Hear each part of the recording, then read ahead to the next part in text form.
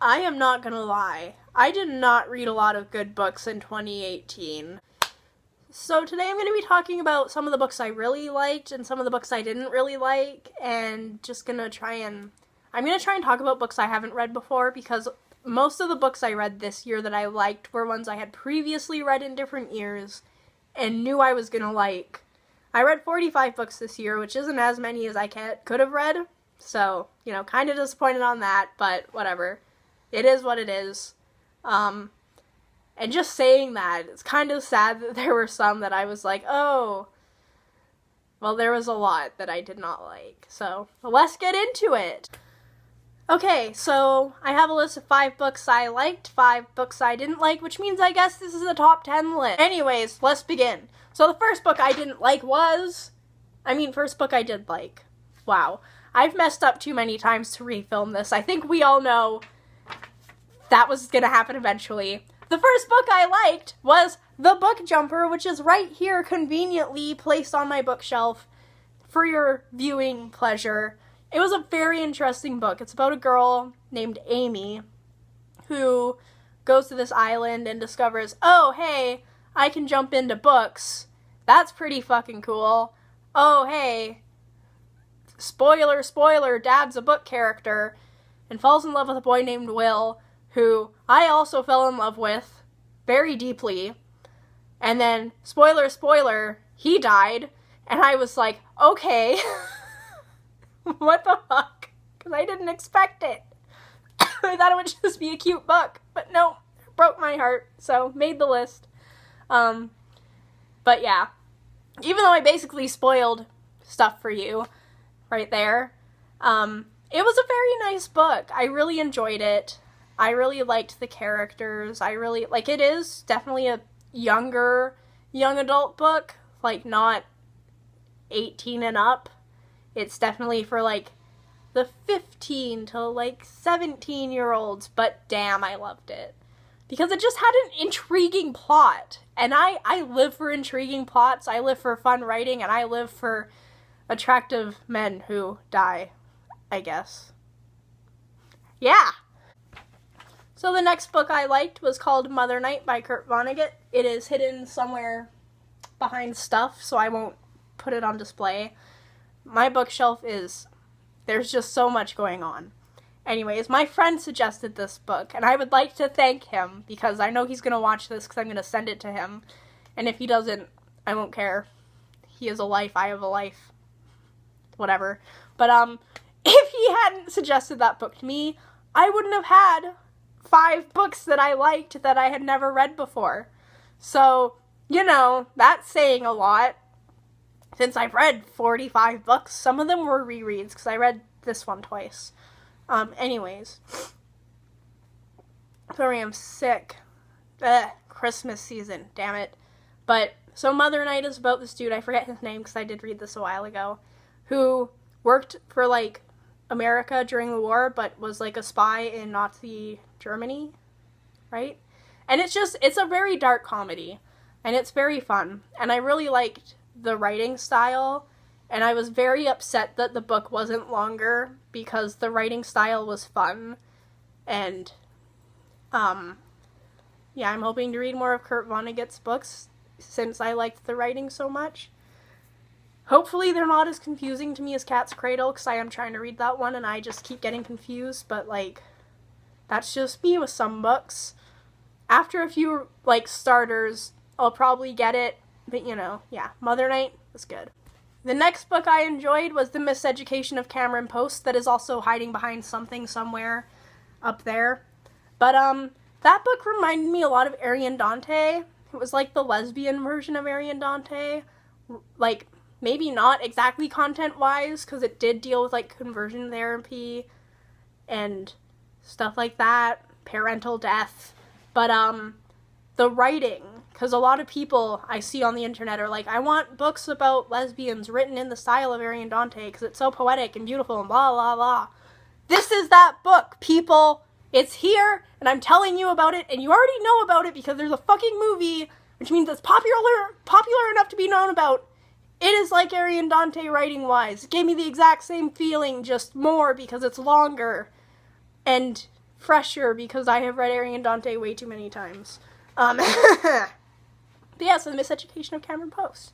It did feel like two separate books put into one, I will be honest, because there's the first bit where she's just having a gay old time in her home town of wherever, and then there's the second part where she's having a less gay old time in the conversion therapy camp. But it still was a very good book. It could have, like, it definitely felt like two books, which was a bit jarring, but, like, besides that, it was great. I loved it. I'm gonna reread it at some point, maybe even annotate it, which, like, you know I love doing, so it probably doesn't really mean anything when I say I want to annotate a book. Like, I annotated after, and we all know how much I like that book, but, you know, whatever. Good book. Woohoo! I keep, like, exiting my circle of light. Anyways, the next book I liked was called The Boundless by Kenneth Oppel. He's a Canadian writer. That's why it's pretty cool, because it's all, like, everything is, like, Canada. This book was interesting. It's about a really frickin' long train. I heard my cousin going train. He likes trains. But, like, it's a pretty frickin' big train. And the main character, another Will. I read a lot of Wills this year. They all emotionally broke me. It was weird. Anyways. His dad, like, is one of the conductors for the train. He helped build it. Blah, blah, blah. He helped build the railroad. But Will has a key to this special car on the train that has all these riches and some dude's funeral. It's a dude's funeral car. It has all the riches. And he has the key for it, and these people are trying to get the key. And there's also, like, Sasquatches and circuses and a picture of Dorian Gray references, which reminds me, this one also involves picture of Dorian Gray references, which I found interesting, because it was like 2 Wills, 2 pictures of Dorian Gray references. What the heck? That was interesting. An interesting thing I saw this year. Haven't read Dorian Gray yet, but you know. And there's like a witch at some point, and it was just it was really cool, and it's a middle grade book, but it is worth it, because middle grade isn't just for 12-year-olds, folks. That's what Wattpad is for. Sorry. Have a cold. Don't know if I've already said that. Probably have. I don't know. I refilm and delete videos from time to time. Anyways, the last book that I liked that I had not read before this year was called Brave Lands by Erin Hunter, and it is also somewhere doing something on my shelf. Erin Hunter, I hold all 4 of them, 4 of them near and dear to my heart. Because they wrote Seekers, which is my favorite series, and I couldn't get into the Warrior books. I tried, like, a chapter, and I was like, nope, not bears. I didn't want to read their dog books because I was too emotionally scarred from Seekers just ending. So when I saw that they had a new book set in the plains of Africa, I was like, okay, I can't do it because I have this personal beef with Erin Hunter for killing my favorite character and traumatizing me so much. But then I thought, you know what? I'll wait for it to be paperback, and then I'll see if I want it. And knowing me, I just walked in there, bought it, and didn't even think. So once it was paperback, it was mine. And I fell in love with a character named Mud, and I almost jinxed it, and he almost died. And now there's, like, more books in this series, and I'm scared to read them because I don't, as you can see with the way I've had to stack my books, have enough space for books. So I'm going to wait for at least the next 2 to be paperback, I think. We all know I'm going to buy the next one, like, next week. But, I really liked it. So, the one problem, so the characters, there's a lion, there's a baboon, and an elephant. The elephant's named Sky. The baboon, is it a baboon? Baboon is named Thorn, and then it's Lion, because I forget his name. But my one complaint is the lion's plot line is basically the plot line to The Lion King, but, like, we can look past that because it's for children, and, you know, children need a little bit of, oh, I understand this. Well, there's all this trauma going on over there. So, yeah. Erin Hunter, everyone. So, now it's time to get into the books I didn't like. And the first on the list And I was gonna try and do this thing where I don't talk about books I've already read. I mean, frick. I don't talk about books I've already reviewed for the ones I didn't like, because I have reviewed at least 3 of these. 3 out of the 5. But then I was like, oh, all the other books were kind of like it was alright, but I won't reread it anytime soon kind of read. So, first book is Anna and the French Kiss, and we all know how I felt about that book based on my half-an-hour portion of the 1-hour January review video that I posted last January. It was bad. Anna's an idiot. God, if I'm ever that stupid, please someone end my life. Thank you. She went to Paris. She loves film, and she didn't know that Paris was the film capital of the world. Oh my god, my foot is so asleep. That always happens. She didn't know that Paris had movie theaters. She wants to be the world's most famous film critic. Female film critic, because that's a gendered thing. But she doesn't know that, like, Anna, this is why people think women are stupid. It's because of you. God. And then she, like, cheats on people, and people cheat on other people, and there's just a lot of cheating, and everyone's like, it's fine because she's our main character and we're supposed to like her. I'm sick of female characters like this. So, the next book I want to talk about, which was going to be the 3rd book that I talked about not liking, but is now bumped up because it fits into Anna and the French Kiss, is After by Anna Todd. And if you have seen any video on my channel, it's probably been my After review, let's be honest, because that's my most viewed video. Thank you. It's like, I went through so many breakdowns for that video. I'm glad it is being watched. So this book sucks. It's not a young adult book. I'm going to defend it with that. Everyone calls it a young adult book. It is new adult, which is between young adult and just plain old fiction, because the characters are not young enough to be young adult. They go through things that isn't young adult appropriate, i.e. the amount of explicit sex scenes, because they sucked. If you read this book to get turned on, it's not gonna work, so don't waste your time.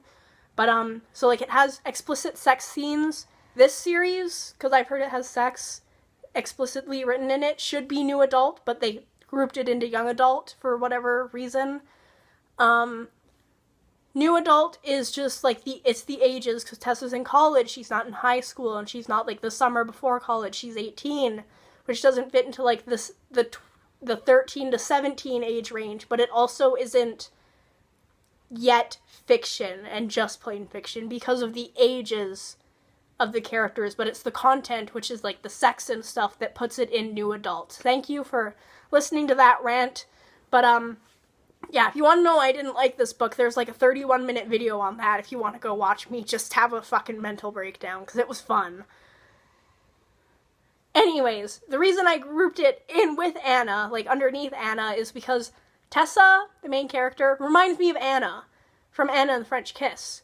And I kept actually calling Tessa Anna, which was kind of confusing because the author's name is Anna, but like, we have Anna from Anna and the French Kiss, who doesn't know what a fucking movie theater is. And then we have Tessa, see, I just did it, from fucking After, who doesn't know what a healthy relationship is. And doesn't know that it's her fault her boyfriend left her because she cheated on him, and, you know, doesn't know what a penis is, calls underwear under things. I have so many problems with that book. But yeah, so that was definitely one of my most hated books. There's a longer review on it if you want to know why. If you want to read it, like, go ahead. Not gonna stop you, but I'm just gonna warn you, it was bad. So, another book I didn't like was called Suicide Notes, and I can't see the author's name. The book's on my floor, because I'm getting rid of it. When I did all of this, I was like, hey, I'm gonna actually get rid of some books. And just an interesting fact, they're all blue. I just wanted to point that out. You guys can't see it, but like, there's 1, 2, 3, 4, 5, 6, 7 books, and they're all blue. Guess I just have a vendetta against that color, I don't know. But, so that book is also in my January 2018 review video. I didn't like it because it was supposed to be a comedy, like a dark comedy, but I didn't find it funny. It's definitely for, like, the younger crowd. This dude tries to kill himself because he's gay. It was written a while ago, so that wasn't as, like, excuse me, that's a trope, as it is nowadays, but, like, it was just not put out well. There was, like, I think a rape or a sexual assault like very close to a rape. I don't remember, but it was just brushed over, even though this dude is in like a mental ward, and it happened in the mental ward, and you know, a therapist should have been like, hey, are you alright? You were just sexually / assaulted / raped. Like, let's talk about that, but they just didn't. So, didn't really like that. Yeah, that's kind of all I have to say about that book. It's been too long since I've read it for me to really remember much, and now it's in my pile of blue books going away. So the fourth book that I didn't like is My Sister's Keeper. I watched the movie for that in 8th grade, 9th grade, I don't know, sometime in junior high, which is 7 to 9 in Canada for you Americans, or wherever else. It's not that. I don't really remember the movie. I just remember, like, reading that the ending for the book was very different. And oh boy, it probably was, because I don't know their names. But, like, the girl who didn't have cancer and was suing her family for making her give all of her healthy body parts or whatever to her sister who did have cancer. Yeah, she dies after winning her court case.